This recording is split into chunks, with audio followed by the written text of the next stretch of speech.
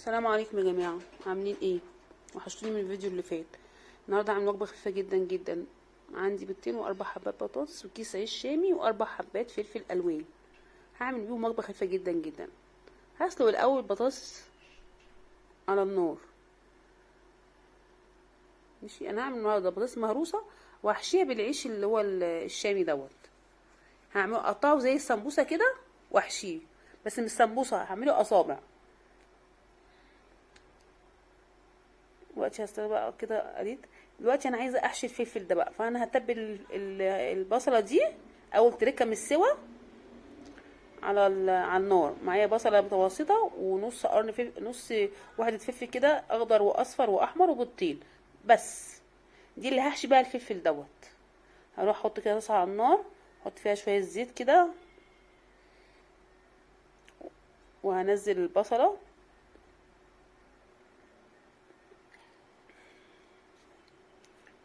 انزل البصل واغسل انها لما تتبل كده. هي وجبه اقتصاديه كده خفيفه، مش مكلفه خالص، وشكلها جميل، وهتاكليها وهتعجبك اوي ان شاء الله باذن الله.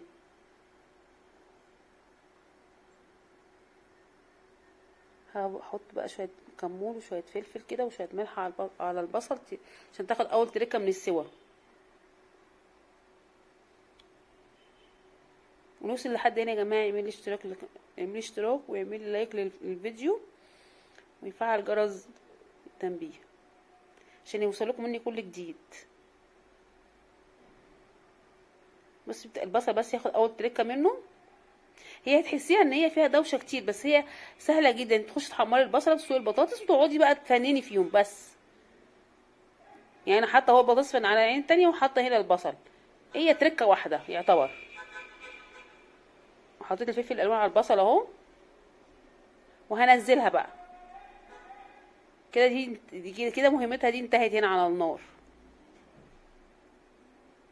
بس انا بودي الحاجه عشان اشتغل في الاتنين على الرخام. والبطاطس هي استوت برضو، حطيتها في الطبق بتاعها، وهروكها وهي سخنه اهي منزله البخار اهي. اكتر عليها بقى ايه، احط عليها اول مكعبين زبده. وطبعا انا حطيت عليها ملح في السوا بتاعها، فانتي دوقيها عشان ما تحطيش ملح ايه. اشوفي عايزه ملح ولا لا.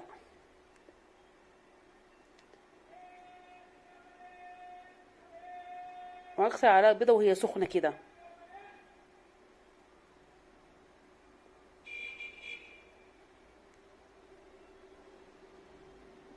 حاجه كده خفيف. بص، حطيت مكعبين زبده على البطاطس،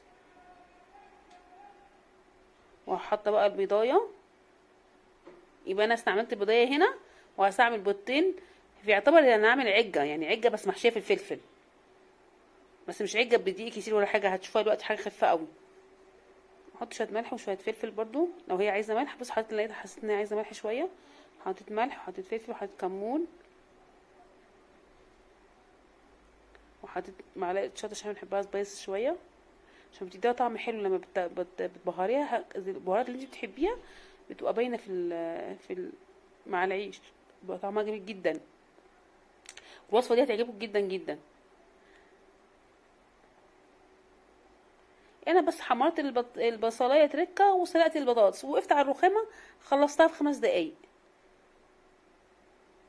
انزل بقى فلفل الالوان على البطاطس عشان يديها طعم حلو كده ويديها قيمه غذائيه عاليه كده.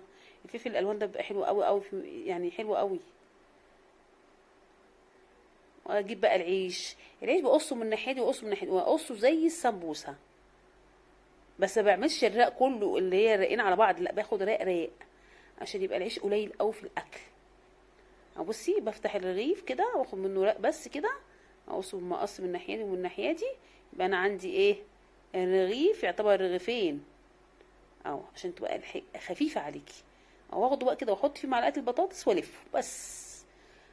مفيهاش اي حاجه، انت بس بتعملي الاكل وتجملي فيه. انا ممكن تغمزيها كده بالعيش، او تحمصي العيش وتغمزيها، مش ما هي دي الطريقه العاديه. انما بقى ايه الفن من الام لاولادها، ان هي تفنن في اي حاجه بسيطه، بالذات لما يكون عندها اطفال وتعمل لهم حاجه حلوه كده. يعني يوم مثلا ما بيحبوش البطاطس، بلاش تقولوا عليها اول البطاطس البوريك دي، هم هيحبوها بقى منظرها ده، هيحبوها. بصوا هعمل كلها، اعمل الكميه كلها بس مش هطول عليكم الفيديو بقى. اهو.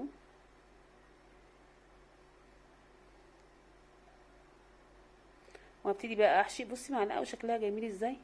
انت بقى بتحطيها، انا بقليها في القلايه الهوائيه. انت عندك ما عندكش قلايه هوائيه، حطي طاسه، حطي شويه زيت وحطيها على الناحيه اللي هي اللفه فيها دي، يعني نزلي الحرف بتاعها نايمه حرفها من تحت، هتلاقيها لازقه في بعضيها على طول. لان هو العيش ده اصلا خفيف ما بيفردش، مش هتفرد معاك في الطاسه يعني، ما تخافيش. بصي انا لفيتها كلها دلوقتي كده. انا بقى بنزلها زي ما انا رصاها في الطبق كده، بنزلها في الزيت في الطاسه. دلوقتي بقى البصلايه اللي انا حمرتها عليها الفلفل الالوان بكسر عليها بالطين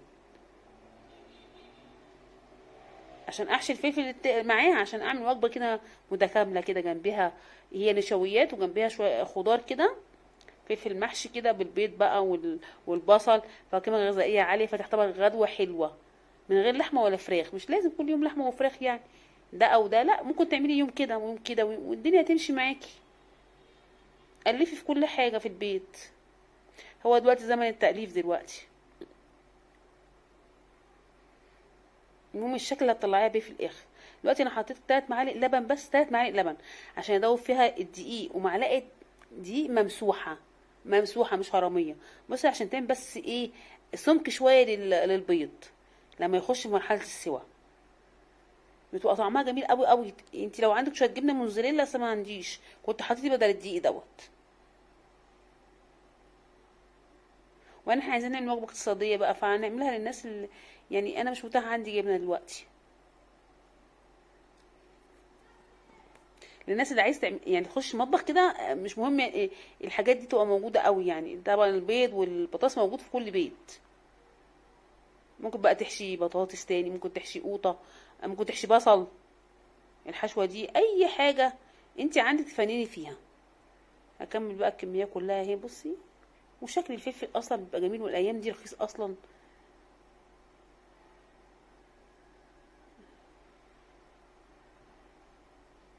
ممكن تحشيها تحشي كوسه، وتديني بقى زيت على الوش كده وتدخليها الفرن، بس مش عايزه اي حاجه.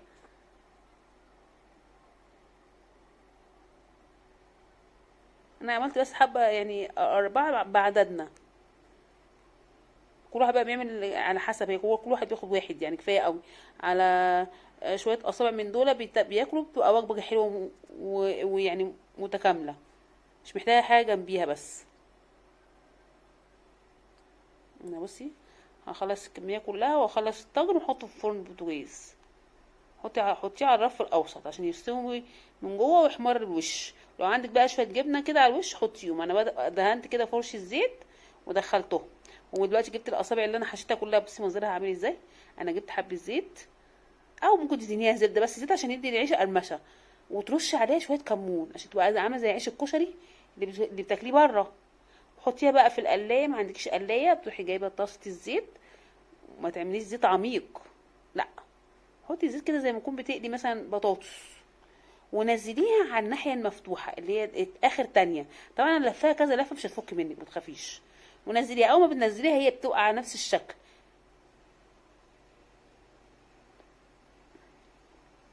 برص بقى الكميه كلها واحطها كده واشغل عليها القلايه. القلايه دي الاكل فيها خطير وصحي جدا جدا. بعمل فيها فراخ المشويه، بعد كده هعمل لكم فيها فراخ مشويه. بعمل فيها السمك، بعمل فيها الممبار، بحشيه واحطه فيها، ادينه زيت كده، كل حاجه ادينها بفرشه الزيت دي واحطها فيها. بصراحه انا باكل منها على طول، بحب اكلها قوي. مش عارفه جبتها انا، بس اعملها كتير قوي. الناس اللي هي بتقولك ان هي اكلها مش حلو، لا، اكلها طعمه جميل جدا جدا، بس مستعوده على طعمها. بصي هي مش طالعه حاجه ما فيهاش زيت ازاي، ومفيش اي حاجه، لان في ناس جايباها وركناها ما بتعملش فيها حاجه.